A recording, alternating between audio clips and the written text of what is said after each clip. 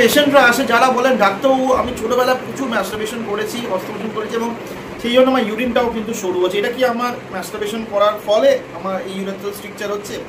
মশাই খুব এক্সেসিভ ম্যাস্টারবেশন বা পেনাইল ইঞ্জুরি হয়েছে এমন ম্যাস্টারবেশন হলেই কিন্তু ইউরেথ্রাল ইঞ্জুরি হতে পারে, সেখান থেকে কিন্তু ইউরেথ্রাল স্ট্রিকচার হতে পারে। কিন্তু সেই জন্য আমি বলতে চাই না যে excessive masturbation can cause urethral stricture. Excessive ম্যাস্টারবেশনে অনেক কিছু ব্যাড ইমপ্লিকেশনস আছে, কিন্তু ইউরেথ্রাল স্ট্রিকচার সচরাচর হয় না। কিন্তু যেটার জন্য হয় সেটা হচ্ছে যদি আপনি আনপ্রোটেক্টেড সেক্স করেন এবং যদি আপনার মূত্রনালী থেকে কোনো এই জ্যালে পদার্থ তারপরে বেরোয়, এবং সেটা কিন্তু আপনার ক্ষেত্রে কিন্তু ইউরেথ্রাইটিস হতে পারে। ইউরেথ্রাইটিস মানে ইউরেথ্রাল মিউকোসা, মানে মূত্রনালীর যে লাইনিংটা হয় সেখানে যে গ্ল্যান্ডগুলো থাকে সেইগুলো কিন্তু ইনফেক্টেড হয়ে যেতে পারে, এবং সেটা কিন্তু উইথ ডেজ মানে আস্তে আস্তে হতে সেটা ইউরেথ্রাল স্ট্রিকচারে পরিণত হতে পারে।